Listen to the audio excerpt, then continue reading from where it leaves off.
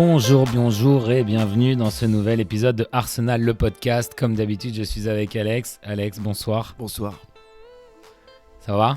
Ça va et toi ? Ça fait longtemps qu'on ne s'est pas parlé. Ouais, ça fait longtemps, effectivement. 2 jours, je pense. Est-ce que ta mère pourra nous donner beaucoup d'indications sur l'attaque d'Arsenal ? Non, je pense pas, non. Ça Non. m'étonnerait. Non. Dommage, parce que je ne l'ai pas parlé depuis longtemps et comme je sais que tu lui passeras le bonjour. Moi, j'essaie de retrouver mes notes parce que là, j'étais sur autre chose. Alors, voilà. En fait, dans l'épisode d'avant, on s'était dit qu'on allait faire passer en revue tout l'effectif, joueur par joueur. On a été un peu. Je pense il y a quand même beaucoup de joueurs et on a beaucoup à dire par joueur, mais ça a pris beaucoup de temps, donc on l'a divisé en 2 épisodes. Voici donc la deuxième partie qui concerne l'attaque et on se permettra en fin d'épisode de faire une petite aperçu à l'avance De Fulham. un petit pré-match du match contre Même Fulham si qui arrive. il n'y a rien à samedi. dire. Il n'y a rien à dire sur Fulham. Franchement. Bah, tu sais, le foot, c'est toujours une histoire de narratif. Et le narratif, c'est en tout cas ces 2 dernières années. Si Chez on se rappelle eux, les moments chez qui eux. nous ont. Voilà. Ouais. Mais on en parlera. Pour Ouais. l'instant, revenons à notre effectif. Revenons à nos On avait moutons. déjà fait le gardien. Voilà, exactement. Le gardien, les défenseurs et le milieu de terrain. Et donc, j'avais gardé maintenant le reste pour l'attaque. Effectivement. Voilà, l'attaque maintenant. Et j'avais dit, parce que c'était surtout une question de division de temps, que Eze, je le laissais dans l'attaque, dans la partie attaque. Alors, sur le site d'Arsenal, dans la main squad, il est aussi dans les avant forwards. Donc, Eze est plutôt considéré comme un avant. Nous, on le considère comme un milieu, mais ça reste. Il est soit ailier, soit numéro 10, et dans tous les cas, il intervertit beaucoup. Voilà, Eze, c'était un peu le transfert phare de ce mercato. Ça a été un peu il y a quelque chose dans le narratif parce qu'il était à Arsenal quand il était enfant jusqu'à ses 13 ans. Il avait été écarté par les coachs à ce moment-là. Ensuite, il a été écarté de plusieurs clubs, il me semble 3 clubs, dont Millwall et d'autres, avant de percer à Queen's Park Rangers et ensuite de faire son chemin Crystal Palace. Il a remonté et à 27 ans, voilà, qu'il se retrouve donc 14 ans plus tard à Arsenal. Il a quelque chose c'est vraiment le genre de talent qu'on n'avait pas avant, avec non seulement une capacité à sortir soit une passe, soit un trick, soit un truc un peu inattendu, à forcer un peu le cours des choses, à la fois par sa technique et son mental. C'est quelque chose qu'on n'avait pas trop. Il n'est pas encore trop formaté. Je dis pas encore parce que Arteta est capable de le formater dans un système. Pour l'instant, c'est pas le cas. Il laisse son flair s'exprimer et ça nous a beaucoup aidé par moments. Il a toujours un peu l'esprit de jeu tourné vers l'avant et surtout, il nous aide à beaucoup plus passer dans l'axe central parce qu'il prend des positions au centre, beaucoup plus qu'Odegaard qui aime bien soit redescendre, soit partir sur le côté. Et voilà, je trouve que Eze, il a une tendance, il a une sorte d'urgence dans sa manière de jouer qui est assez saine. C'est un peu ce qui nous manquait, cette envie de briser le cours des choses et d'impacter le destin. En fait, moi, Eze, franchement, je comprends pas trop de quoi tu parles parce que pour moi, il a joué contre Arsenal, il était nul. Eze sans H. Je pensais que tu parlais Eze, le joueur d'Olympiakos qui jouait contre nous. Eze, notre joueur. Eze. Ouais, Berechi. c'est bien. Ok. Mais je me disais, pourquoi il parle de. D'accord, ouais, pardon. Attends, mais en off, juste avant, tu m'as pas dit je peux pas dire trop de conneries parce qu'il y a ma mère à côté.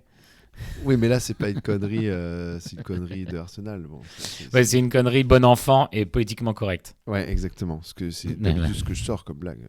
Bon, voilà. Non, c'est pas en off que j'ai dit ça. Bon, bref. Eze, ouais, bah t'as tout dit, hein. Je peux rien dire de plus. T'as raison, je suis d'accord avec toi, 100%. On passe à la suite ? Non, je rigole. Alors, qu'est-ce que je peux dire de plus ? Ce que t'as dit. Non, mais en vrai, je suis d'accord pour une fois. Pour une fois, je suis d'accord avec toi, on va dire. De toute façon, toi, c'était dans l'ordre, c'était Olise ou Eze. Alors, Olise est je préfère... possiblement le meilleur joueur du monde en ce moment. Il est ouais. incroyable. Et il joue pour la France. Mais on va pas se plaindre d'avoir Eze. Non, mais en vrai, non, pas du tout. Alors là, pas du tout. Mais bon, parlons pas d'Olise parce que c'est pas notre joueur, ça sert à rien. On a la chance de l'avoir en équipe de France, c'est déjà pas mal. C'est bien parce que les 2 équipes qu'on suit, en fait, pour lesquelles on est, la France et Arsenal, elles ont ces 2 joueurs qui sont incroyables. Donc c'est bien. Eze, qu'est-ce que je dirais sur lui? Non, mais t'as raison. C'est vrai que quand il jouait à gauche, il était plus. Comment dire Ouais, tu sentais qu'il était un peu enfermé dans ce rôle. Ça lui allait pas en fait. C'était pas comme à Crystal Palace où il jouait. En fait, il jouait. C'était le rôle Le inside left. en 5. Il jouait en 5-3-2. Non, 5-4-2-1, c'est ça? Ça fait un peu beaucoup, ça. Non, qu'est-ce que je dis? 5. 5. Attends, en anglais, c'est quoi? C'est 5. 3-4-2-1. Et c'est en 3-4-2-1. Ouais, c'est ça. Ouais, il jouait l'intérieur gauche dans les avant. C'est pas vraiment le même Mhm. rôle. Mhm. Et sauf que là, c'était carrément ailier gauche. Et je pense que c'est peut-être parce qu'il connaissait pas le rôle ou c'est parce que, je sais pas, Arteta a essayé de le mettre là, mais c'est pas un ailier pur. Ça lui allait pas trop en fait ce rôle. Mais là, de jouer, en fait, il joue aussi bien au central qu'à gauche, que à droite, au milieu, je parle. Enfin, en numéro 10, disons. Ou le milieu droit qui est le rôle un peu de, comment il s'appelle, de garde. C'est vrai que ça lui allait pas mal. Et je dirais que pour l'instant, il a pas encore. Je pense qu'il n'a pas encore montré tout ce qu'il pouvait faire, mais il nous a quand même sorti des bonnes performances. Bon, il a mis un but vite fait en Carabao Cup, mais sinon, 2 assists très importantes. Donc l'assist, il était aussi sur le but de Declan Rice contre West Ham, l'assist magnifique contre Manchester City, l'assist contre c'est Nottingham Forest. Ouais, c'est ça, Nottingham Forest pour le but de Gyökeres. Et il nous a sorti encore une autre assist à un moment, il me semble. Il a eu son but, c'était Port Vale. Bonne performance contre Newcastle, je trouve, même si il n'a pas eu de but ni rien. Mais c'est vrai que moi, je pense qu'il y a encore plus à venir. Mais pour l'instant, je trouve qu'il a bien commencé. Voilà. Donc voilà, je confirme ce que tu as dit. Hein. C'est bien qu'on soit d'accord sur quelques sujets. Là, on va continuer à être d'accord parce que maintenant, c'est Starboy Saka. Ah là là. Vas-y, je te laisse se parler du baby. Le baby qui est devenu un vrai homme d'ailleurs. Hein. C'est le favori. Je sais pas si c'est mon joueur favori. Oui, je pense. Bon, c'est entre lui et Gabriel. Je pense d'Arsenal. C'est entre lui et Gabriel. Mais génial. Et en fait, j'espère juste. J'ai quand même une petite inquiétude. C'est que qu'il se reblesse ou qu'il ait du mal à atteindre son niveau. Bah ouais. Mais sinon. Non, sinon, là, c'est l'essentiel avec Saka, c'est s'il vous plaît, gardez-le. En fait, c'est fit. Parce que sinon, en fait, s'il reste fit, s'il reste sur pied, en fait, c'est même pas une question de si il va, atteindre son potentiel. C'est qu'il va le faire. C'est juste qu'il faut qu'il puisse, passer une saison sans problème. Je pense que c'est ce qui va se passer cette saison. Donc voilà. Le truc, c'est que là maintenant, faut arrêter de le mettre à la Carabao Cup. Faut arrêter de le mettre dans les matchs complètement inutiles. Faut arrêter de le faire rentrer même à la 70e minute à la Carabao Cup. Non, vraiment, là, ce mec-là, et d'ailleurs, j'irais même plus loin. J'aimerais bien qu'on arrête de lui demander autant d'engagement défensif. Qu'il soit pas obligé de sprinter vers l'arrière sur sa ligne de touche là pour suivre les attaques adverses. Il faut qu'on se débrouille un peu. C'est un peu comme Salah l'année dernière. Salah, l'année dernière, on lui a demandé de beaucoup moins défendre. Regarde ce qui s'est passé. Tu vois. Alors après, en effet, Arteta est beaucoup plus systématique et beaucoup plus orienté vers la défense que Arne Slot. Mais si on veut que Saka sorte la saison de sa vie, la meilleure saison de sa vie pour l'instant, et qu'il monte en puissance, il faut qu'il reste fit et qu'il arrête de se blesser. Donc un joueur qui a autant joué depuis qu'il est jeune, parce qu'il a commencé comme arrière-gauche pour nous, et il est presque à 400 matchs pour Arsenal. Quand un joueur qui a autant joué, est presque à 300 ou 400 matchs, bon, voilà, je disais qu'il fallait que je peaufine mes stats, mais voilà, il a énormément joué, et surtout, il a joué plein de matchs où il n'aurait pas dû jouer. Et ça, il faut qu'on arrête. Donc là, je sens qu'on fait un peu plus de rotation, mais par exemple, ce week-end, si on est encore à 0-0 à la 75e minute, Saka, il ne va pas sortir. Tu vois ? Alors oui, c'est dommage, mais je ne vois pas si j'arrive moi-même à prendre la décision de le faire sortir, est-ce que je le fais ? Voilà, il faut qu'on trouve l'équilibre et que Saka arrête de se blesser, et c'est en partie notre responsabilité, la responsabilité du club. Ouais, pour pour le truc de Mm. défendre, je pense que si, c'est important qu'il le fasse dans les gros matchs. Mais après, de toute façon, dans les matchs où les moins bonnes équipes, il défend moins parce qu'en fait, comme on a tout le temps le ballon et qu'on presse très haut et qu'on récupère très vite, finalement, il n'a pas à Mm. faire ses courses, machin. Ça, c'est plus dans les gros matchs. Et bon, ça, de toute façon, tous les grands joueurs doivent le faire. Après, en fait, je pense que c'est pas tellement le fait qu'il défende qu'il défend tout le temps qui a fait qu'il s'est blessé plus souvent. C'est comme tu dis, c'est il faisait des matchs qu'il aurait pas dû jouer. Il jouait trop. On pouvait pas le faire sortir un peu avant la fin du match.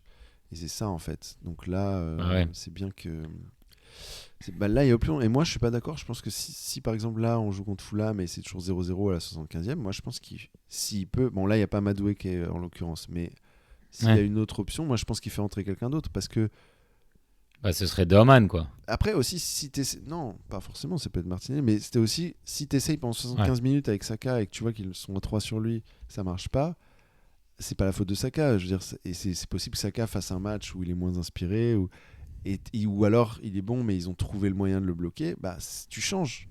C'est ça qui fait que tu gagnes parfois, c'est que ce match-là, tu as besoin d'autre chose. Tu changes un peu les cartes, tu reshuffle, comme on dit en anglais, et ça marche comme ça. Moi, je pense qu'il le ferait. Hein. C'est pour ça qu'on a une squad aussi. Et en plus, tu le reposes. Là, je pense que c'est bien. Mais bon, à mon avis, il va bien performer contre Fulham.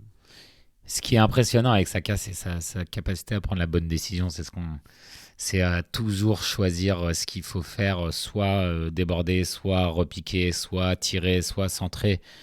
Et très souvent, ça paye. C'est pour ça qu'il est très bon dans le réalisme et dans les statistiques, parce qu'il prend la bonne décision et que très souvent, quand il arrive au moment de tirer ou qu'il arrive au moment de faire la passe pour une assist, c'est la meilleure décision à prendre qui a le plus de chances de réussir. Donc voilà, donc c'est pour ça que ces stats sont si bonnes. Sur la feuille de la squad, main squad d'Arsenal, ils n'ont pas mis Max Dauman, mais je l'ai ajouté parce que je pense qu'on peut en parler très vite fait. 15 ans, il serait peut-être temps qu'il sorte les doigts du cul, parce que moi je ne l'ai pas encore vu marquer de but. J'en ai peut-être un peu à un moment, genre quand tu as commencé à déjà jouer 20 minutes de première ligue, il faudrait que tu montres un peu plus. C'est ce qu'on... Quoi ? Voilà, de nos jours, on n'a plus le temps d'attendre à l'époque des réseaux sociaux, donc j'aimerais qu'il se bouge le cul. Je me demande ce que tu en penses. Je pense que... Attends, c'est de l'ironie. Ouais, non, c'est vrai, c'est inadmissible. 15 ans, il a joué 20 minutes, il a toujours pas marqué. C'est une blague. Il a obtenu un vague ouais, péno. ouais. Non, mais c'est fini. Non, mais en vrai, les jeunes joueurs anglais, on n'a pas ça en France, mais les jeunes joueurs anglais, les médias anglais, ils ont tendance à... Ils les adorent. C'est dès qu'ils font une bonne saison, ça y est, c'est le nouveau meilleur joueur du monde, machin. Et après, je sais pas pourquoi, dès qu'ils ont, tu vois, une baisse de régime, machin, alors qu'ils ont encore 19-20 ans, ils les descendent. Et il y a plein de jeunes joueurs comme ça qui se sont fait... Enfin, on peut regarder l'exemple de Raheem Sterling, Ouais, Dele Alli. mais Bon, lui, il a vraiment une baisse, mais ils font souvent ça. Donc, bon, il y je a pas eu ça avec nuancerais Saka. Ouais. en disant, c'est peut-être pas un sujet pour aujourd'hui, mais ça arrive plus aux joueurs Anglais. noirs Oui, c'est qu'aux vrai. joueurs blancs. Et C'est c'était vrai, le cas ouais. avec Miles Lewis Kelly, sous prétexte qu'il a fait la célébration de Haaland, le mec a du caractère, et tout d'un coup, on commence à lui tomber dessus parce qu'il faut le remettre à sa place. Ouais, non, Foden c'est n'a vrai. pas subi la même haine des Oui, médias et d'ailleurs, je crois que Raheem Sterling, par Raheem exemple. comme Sterling tu dis. l'avait fait remarquer sur Twitter. Je crois que Foden avait fait les mêmes trucs que lui et personne s'était acharné sur lui.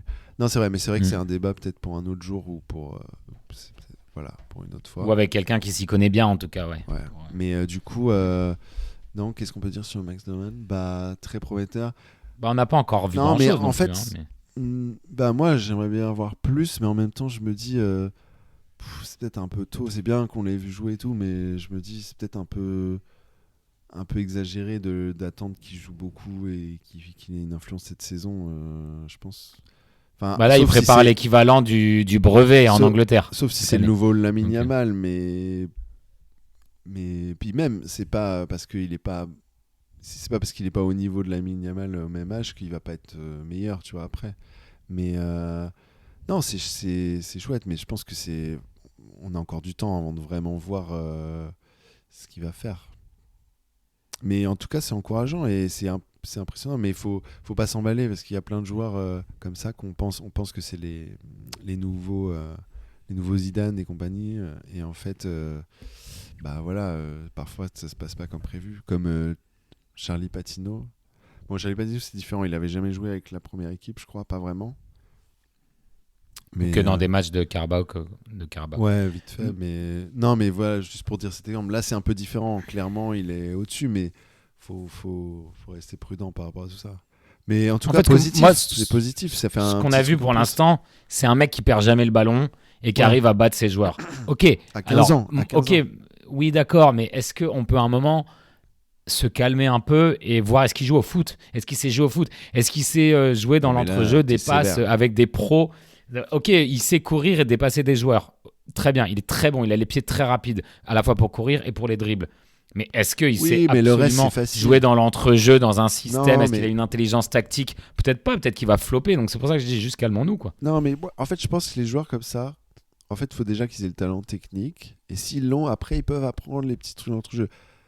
Par exemple, toi, tu vois, quand tu joues au foot, t'arrivais, bon, t'étais pas très bon d'entrejeu en vision, mais t'arrivais à faire des trucs utiles, des petites passes, mais t'avais pas le talent pur. C'est juste que t'arrivais à être un peu utile. Mais en fait, il vaut mieux d'abord avoir le talent et après, tu peux apprendre ces petites choses parce que toi, tu les as appris. Et ça t'empêchait pas d'être nul. Donc voilà, je pense que pour donner un bon exemple. Non, je rigole, hein, c'est une blague.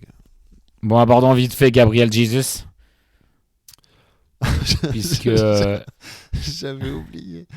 Est-ce que. Attends, que- juste, est-ce- c'était trop drôle, je sais pas pourquoi, mais le ton. Bon, abordons vite fait Gabriel Jesus. C'était un peu genre, j'avais envie d'entendre, tu sais, comme dans les trucs comiques, le petit truc de batterie, genre, ah, c'était une blague. Tu vois. Non, vraiment Gabriel Jesus, parce que en fait, moi, je ne peux jamais me départir de ce que j'ai vu. Le meilleur de Gabriel Jesus, quand j'ai en tête à quoi ça ressemble, tu vois, le meilleur de Gabriel Jesus, je le visualise devant mes yeux. Mais on l'a pas eu depuis tellement longtemps que je me demande si je peux encore avoir de l'espoir ou si c'est ou si j'arrête. J'ai trop donné, tu sais, c'est comme une relation où tu as toujours un peu espéré que ça reprendrait, que la flamme reprendrait, que l'étincelle reprendrait. Et finalement, tu es toujours déçu. Et juste au moment où la personne commence à vraiment faire un vrai retour, et bah tout d'un coup, elle se blesse au genou et, et elle se fait opérer pendant 9 mois, 10 mois.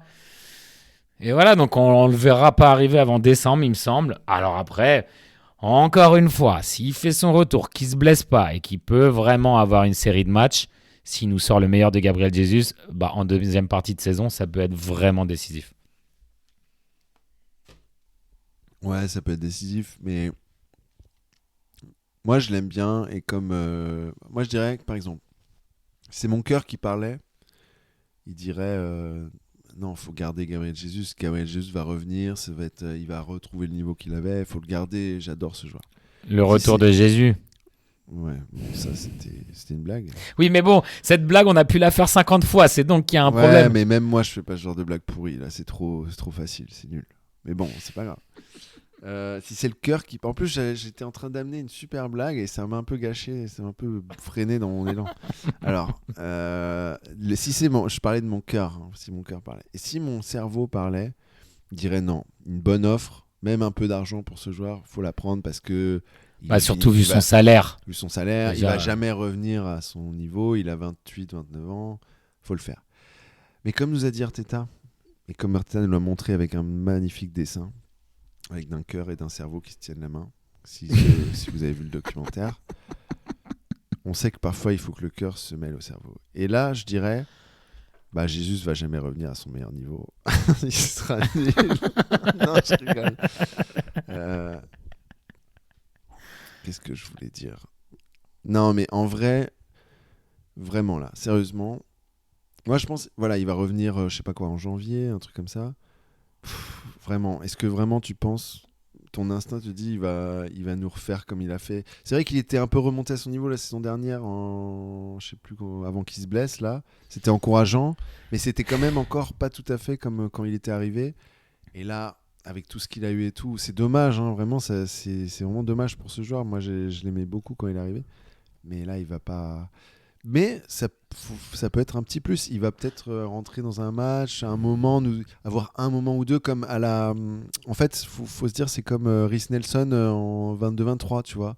S'il vient nous faire une cameo, comme on dit en anglais, ou un moment, il va nous sortir un but important, un moment important, ou une assist ou un truc. Et il sera rentré un peu si on gagne le titre, dans l'histoire d'Arsenal cette saison.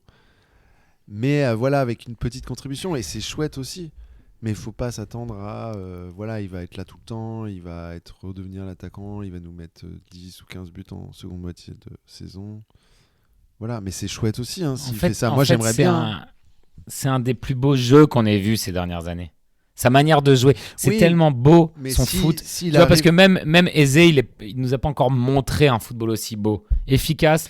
Non, mais surtout Jesus, c'était beau. C'est un football. On parlait des joueurs comme Calafiori qui sont un peu un throwback, comme on dit, qui sont un peu des joueurs vintage qu'il y avait dans les années 90-2000, qui a plus trop maintenant. Et ben Jesus, c'est un peu ça. C'est joueur qui est un peu joueur brésilien en plus, qui a du flair, qui joue, qui dribble, qui fait des trucs un peu inattendus. Qui joue en une touche. Qui joue en une touche ou qui fait des passements de jambes, vraiment des trucs où tu t'y attends pas. Un peu des trucs un peu ou comment dire, une inspiration soudaine que tu vois beaucoup moins maintenant.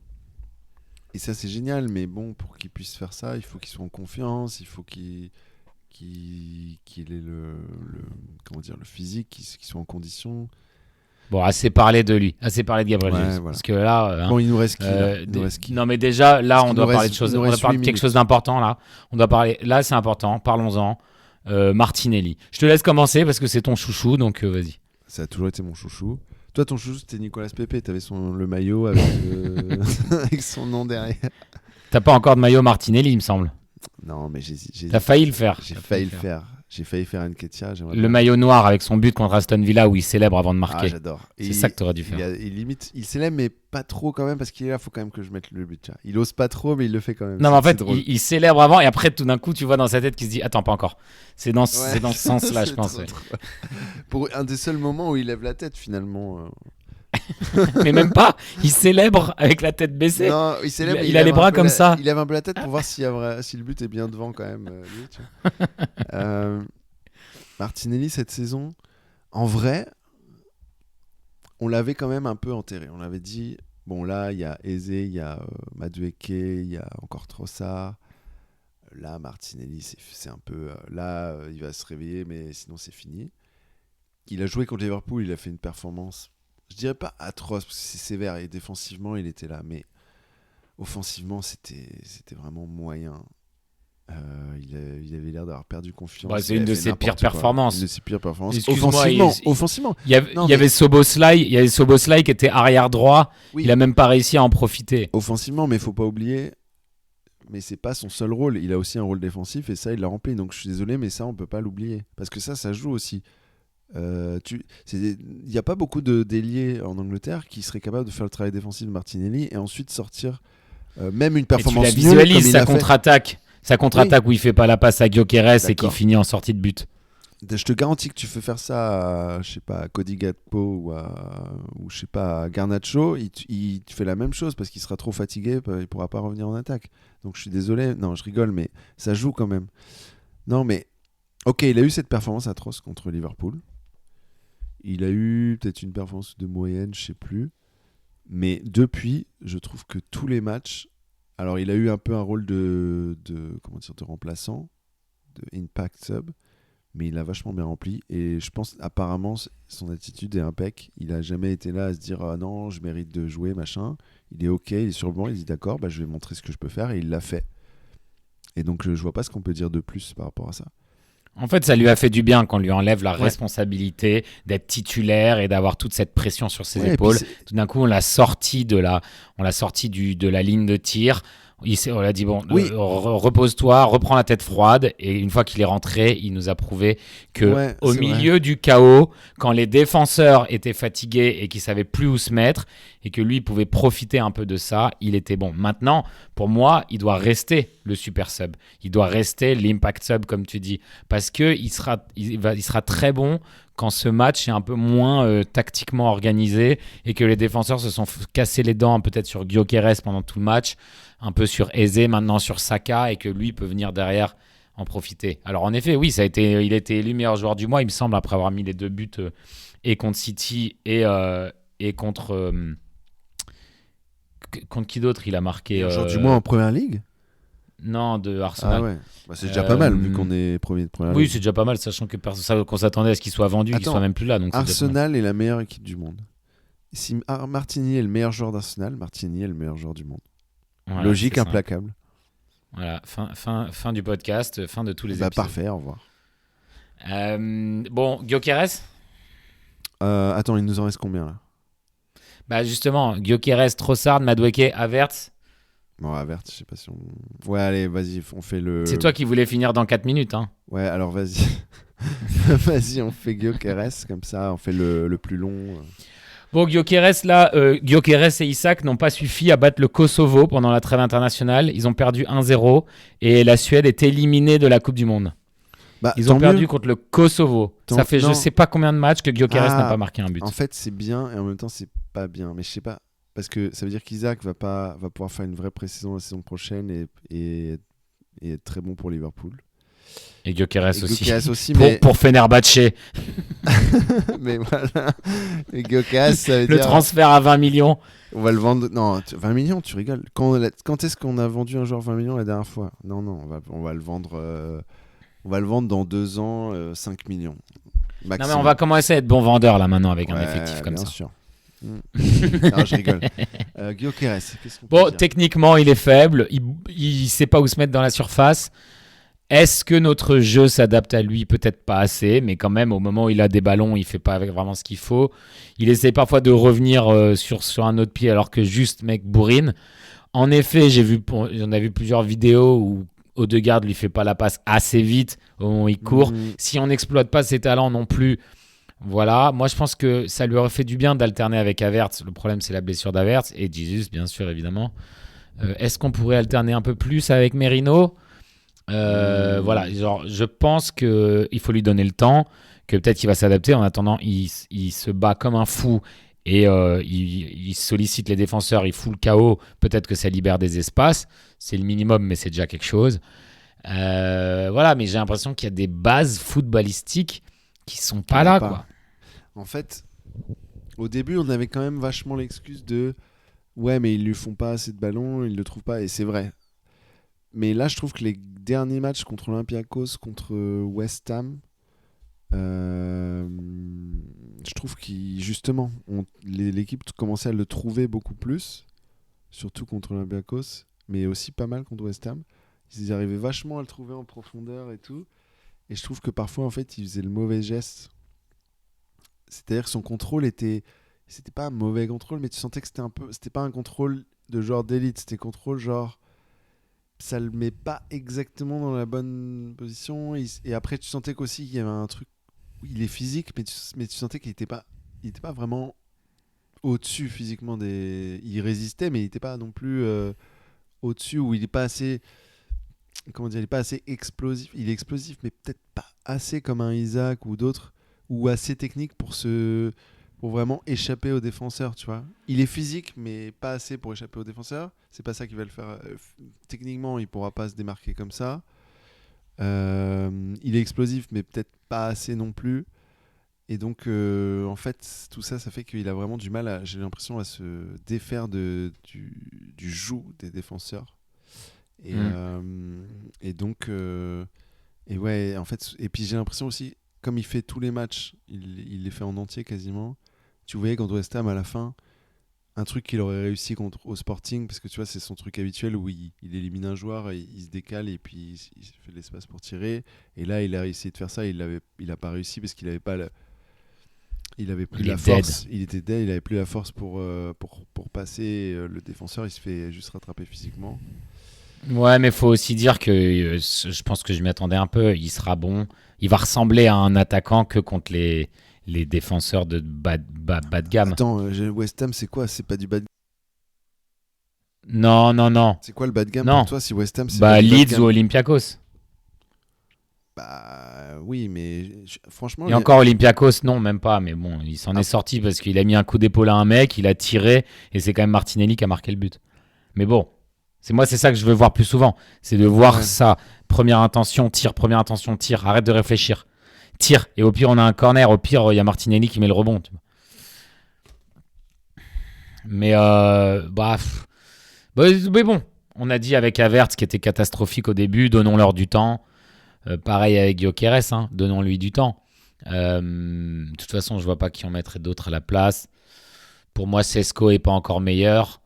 Julian Alvarez aurait été meilleur, mais il coûte 40 millions de plus. Sesko, il a 22 ans, donc il a quand même 5 ans pour s'adapter par rapport Ouais, c'est vrai. à l'âge de...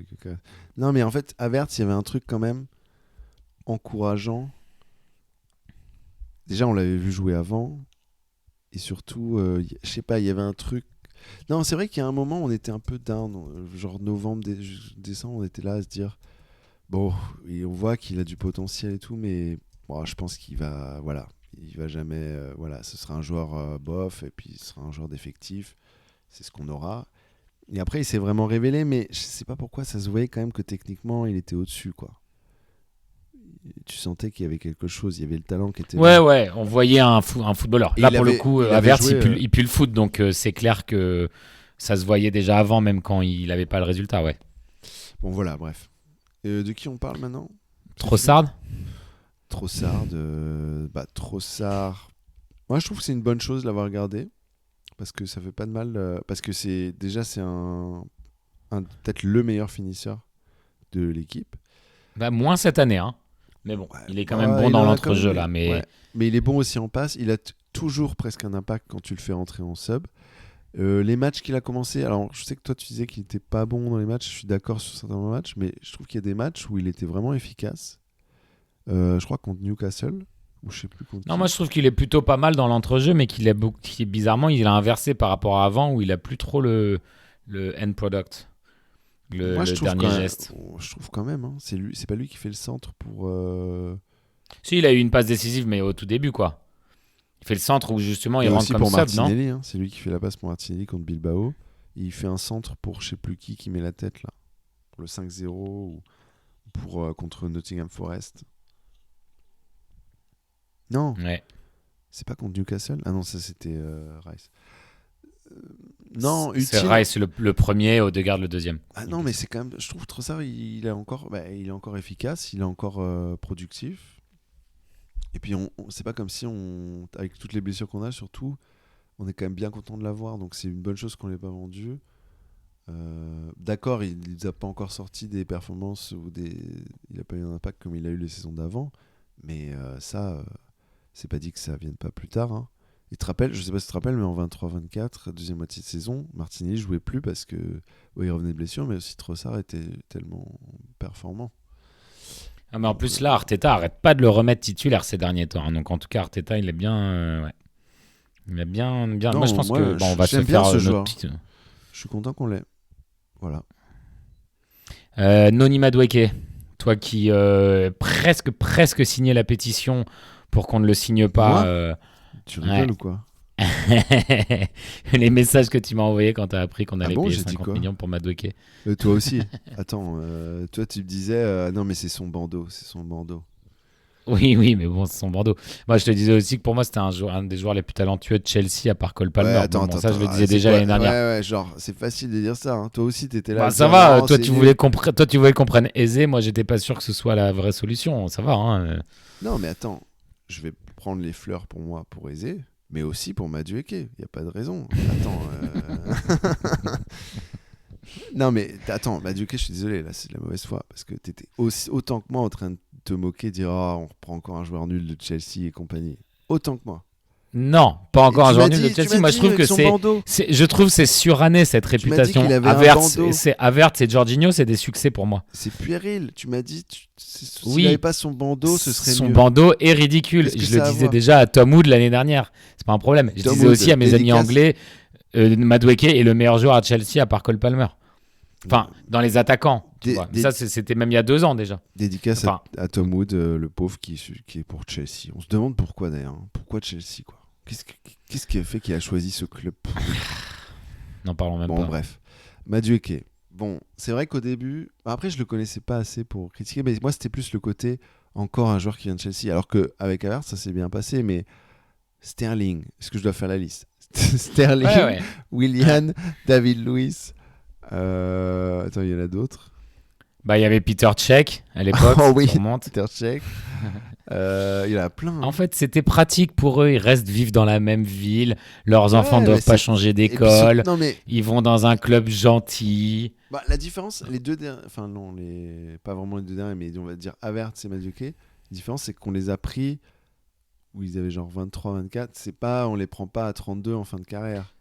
Donc, évidemment, et on les prend parce que eux ils se retrouvent dans un environnement où ils se plaisent pas et qui n'exploitent pas leur potentiel. Je suis désolé, mais avec Havertz, et ils voient que là, il y a une équipe qui cartonne. Enfin non, c'est pour le coup, c'est plutôt là, on a plutôt fait l'inverse, comme l'époque où Chelsea nous avait acheté Ashley Cole, ou ensuite a récupéré Giroud, etc. C'est plutôt l'upgrade.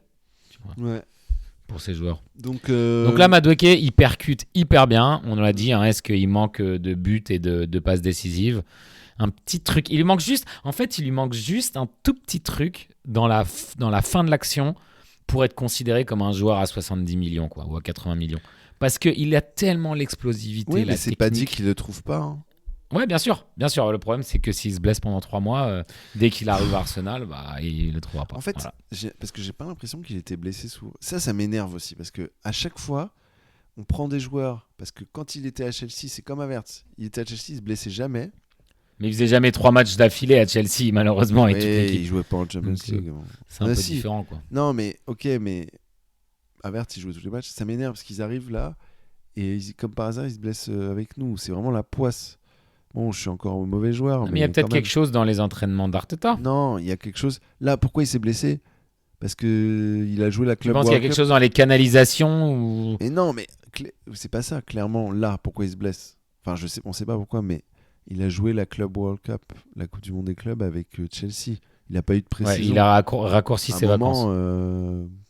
Est-ce que là, vraiment, on peut mettre ça sur Arteta? Je crois pas. Ça fait même pas 3 mois qu'il est au club. Non, c'est pas ça. C'est juste qu'il n'a pas eu de pause l'été. C'est tout. C'est dommage parce que moi, je trouve que il avait une motivation, il avait un truc. Et c'est un joueur, je pense, les équipes adverses ont peur de lui parce que ouais, il a un potentiel énorme, il lui manque pas grand-chose. Mais je pense qu'il peut l'atteindre. Après, ça va peut-être... Il y a toujours le risque qu'il devienne un Lucas Moura. C'est-à-dire potentiellement le meilleur joueur de tous les temps. Mais en fait, je ne sais pas pourquoi il est nul à chaque fois. Il ne sait pas faire un centre ou il ne sait pas finir il ne sait pas faire un truc. Mais alors que potentiellement, c'est le meilleur joueur de tous les temps. Mais voilà. Un peu comme Dembélé à l'époque, tu vois. Enfin, j'exagère, c'est Dembélé. Mais tu vois, où il jouait mal en France. Là, à chaque fois, il faisait des dribbles de dingue et tout. Et puis, il n'arrivait jamais à avoir un impact. Et là, il s'est transformé, Ballon d'Or. Voilà. Donc, Madueke, ça peut être ça. Hein. Bon, Cobra Kai Havertz, qui nous manque beaucoup. Moi, je l'adore. Ça, c'est un de mes joueurs préférés. Ouais, mais là, en fait, si on parle d'Havertz, c'est Havertz de la saison dernière, mais cette saison, on l'a vraiment pas vu. Enfin, en pré-saison, on a vu que déjà, il était plus costaud. On n'a pas pu profiter de ce Havertz qui a fait plein de muscu et qui est tout costaud. Et est-ce que ça impacte son jeu dans son explosivité? Est-ce que ça le ralentit? Est-ce que ça lui fait bousculer les défenseurs? Parce qu'il avait déjà quelque chose du fighter assez solide. Hein. Mais en fait, quand tu te rends compte que Gyökeres, qui est quand même assez balèze, qui est rapide, qui est explosif, qui est balèze, quand tu te rends compte la difficulté qu'il a contre les défenseurs à tenir, rien qu'à tenir le ballon, tu vois ce que faisait Havertz. Surtout qu'il le faisait tout le match, il défendait comme un dingue. Tu te dis, mais c'est un monstre. C'est Havertz, alors qu'il avait pas l'air si costaud que ça. Bon, après, il fait quand même 1m95, donc ça aide, mais tu te dis, waouh. Il y a des mecs comme ça qui sont pas forcément larges, mais qui sont des troncs d'arbres quand tu rentres dedans. Et j'imagine même pas ce que c'est avec de la muscu. Après, si c'est de la muscu bien cadrée, bien faite. C'est des troncs d'arbres. Et en fait, les troncs d'arbres, c'est connu qu'ils sont forts. Parce que, je sais pas si tu te rappelles, mais dans Dragon Ball Z, quand Cell arrive et qu'ils sont tous là, Cell, il est venu avec son père. Non, pas Cell, pardon. Freezer revient sur Terre avec un vaisseau spatial. Et il y a son père, en plus, il est beaucoup plus grand et tout. Ils se disent, non, mais c'est pas possible. Il y a Freezer qui vient se venger. Sangoku est même pas là. Et là, t'as le petit mec qui arrive avec ses cheveux bleus, enfin violets, là, un peu comme Bulma. Il se dit, mais c'est qui ce mec? Il a une épée. Et là, il bute Freezer et son père en 2 secondes. Tu te dis, mais c'est qui ce mec? Et en fait, c'est qui? C'est Trunks. Et Trunks, en anglais, c'est un tronc d'arbre. Donc un tronc d'arbre solide, comme tu as dit. Voilà l'analogie. J'espère que ta mère a beaucoup apprécié cette analyse. Sans doute. Bon, vite fait, un petit pré-match, petit Fulham. Ah, mais non, mais c'est bon, là, on a fait 40 minutes. Ils ont été plutôt décimés en attaque. Bon, ça va, faisons notre 11 de départ et puis on s'arrête. Ils ont été décimés en attaque. Ils n'ont pas Cédric Jiménez, qui sera probablement sur le banc. C'est lui qui avait marqué l'année dernière le 1-0 assez tôt et on avait pu s'en sortir avec vite fait un 1-1. Et... Pour ceux qui ont les expected goals, qui connaissent toutes ces conneries là. C'est énervant. L'année dernière, on domine et tout. Ils ont une occasion 0.05 expected goals, ils la mettent. Et après, on se prend c'est 1-1 parce qu'ils ont mis la seule occasion qu'ils ont sur contre-attaque. On a déjà eu ce débat l'année dernière et plein de fois. Si on joue un jeu, un style de football qui dépend des petites marges et des petites choses et des petits détails, on s'expose à des matchs à 1-1. C'est-à-dire qu'il faut juste créer un plus gros volume d'occasions et d'occasions franches. Mais si on veut juste contrôler le match et qu'on essaie de jouer sur des petits trucs et qu'on n'a pas des énormes finisseurs game changers, et ben on fera 1-1 contre Fulham. Donc aujourd'hui, demain, enfin ce week-end et je veux dire aujourd'hui au sens cette année, ce sera le vrai test. Peut-on battre ces petites équipes pour gagner le titre? Parce que les grosses équipes, on les bat. Maintenant, peut-on ne pas s'en sortir avec un 1-1 à Fulham ou 2-0 perdu l'année d'avant, 2-1 perdu l'année d'avant? Soyons pas condescendants avec Fulham, c'est pas une petite équipe, c'est quand même une bonne équipe. Mais c'est vrai que c'est pas une... là, en ce moment, cette année, c'est quand même vraiment bof. Et en plus, c'est clairement tous nos rejetés, parce qu'ils ont tous les joueurs d'Arsenal dont on ne voulait plus. Donc, à un moment, ça fait bien de perdre contre notre équipe de réserve et d'avoir symboliquement ces matchs-là comme étant les moments où on a perdu les titres dans les 2 dernières saisons. Fulham, c'est un peu comme Katy Perry. C'est hot and cold. Tu vois, c'est you're hot and you're cold. You're in, then you're out. Ça veut dire qu'ils sont in, ils sont in, donc ils sont dans les places européennes, et puis ils sont out des places européennes. Voilà, donc ça c'est fou. En ce moment, ils sont plutôt out, des places européennes. Ouais. Donc il va falloir en profiter. Est-ce que le 11 de départ, à peu près la défense, sachant que mardi, c'est Atlético Madrid. Donc il va falloir aussi penser à qui tu mets par rapport à qui tu mettras l'Atlético Madrid. Est-ce que tu mets Nwaneri en milieu? Contre Fulham, ce serait pas mal. Et dans ce cas-là, tu peux remettre Eze sur l'aile gauche. Ou est-ce que tu mets Eze au milieu et tu mets Trossard sur l'aile gauche? Atlético chez nous mardi. Ouais. Moi, je trouve que c'est... Je sais pas. Moi, je sais pas. Je préférais quand même... Est-ce que tu mets Calafiori là et Miles Lewis-Kelly contre Atlético? Est-ce que tu mets Hincapié directement maintenant? Il en serait capable. Ça se trouve, il met Hincapié et on voit plus jamais ensuite Hincapié sortir. Non, mais c'est pas complètement idiot ce que tu as dit de mettre Nwaneri contre Fulham. C'est pas complètement idiot. Mettre Nwaneri contre Fulham et de garder Eze contre Atlético. Mais au milieu, je veux dire. Pas, en fait, moi j'ai quand même un truc de. Je privilégie la première ligue. Je sais pas pourquoi. Parce qu'Atlético, je me dis ça va de toute façon être un match difficile. Mais c'est pas forcément d'avoir Eze sur l'aile gauche et Nwaneri au milieu, ça me va. Hein. Est-ce qu'il va mettre contre l'Atlético au milieu, il va mettre Merino, si ça se trouve? Comme il a fait contre Liverpool et contre City dans le 11 de départ, pour que ce soit. C'est un match pour Merino, Atlético Madrid. Donc, est-ce que Fulham est un match pour Nwaneri, tu vois? Est-ce qu'il lui fait assez confiance pour un match à l'extérieur, Nwaneri? De toute façon, quoi qu'il arrive, je ferai confiance à Arteta. Mais après, Fulham, je sais pas. Non, en fait, dans tous les cas, moi là, peu importe le 11 de départ que je vois, je suis content. Hein. Même si je vois Merino et puis là, à la place de Garde, ça me va. Hein. Il a eu le temps de travailler avec Nwaneri qui est pas parti en truc international. Donc il est parti avec les. Il a été bon avec les U21. Mais ça m'énerve. Pourquoi ils font ces trucs? Ça, je comprends pas. Déjà, l'équipe d'Angleterre, c'est inutile. Et là, t'as tendance à oublier quand même que ces joueurs-là, ils sont contents d'aller jouer ces matchs. Non, mais ils le veulent. Moins de 21, et puis en plus d'ailleurs, au contraire. Vois ça, Nwaneri, il n'a pas joué depuis un mois. Vois ça comme un match où il peut se faire les jambes, se chauffer dans un match compétitif avant de jouer contre Fulham. Au contraire. Ouais, d'accord. Il a eu une assist. Une assist où le mec derrière mais un but de loin. Une énorme performance pour marquer derrière. Mais bon, quand même. Bon. Agree to disagree. Bon. Prédiction. Fulham, Arsenal 2, Fulham 1. Fulham 1, Arsenal 2. C'est pareil. Ok. Tricky. Et toi? Fulham 0, Arsenal 3. Et Gyökeres marque. Alors là, on remonte à 2023, avril, il me semble, quand on avait gagné 3-0, but de Odegaard. Bon, là, il n'y aura pas Odegaard. Il y aura Gyoko. Notre cher Gyoko. Bon, bah voilà. Merci pour ton temps et merci à ta mère. Bah, de rien, elle a écouté le podcast tranquillement. J'espère qu'elle va le réécouter pour être sûr qu'on n'ait pas dit de conneries. Sur ce, voilà. Ciao les petits Gunners. Ciao les petits Gunners.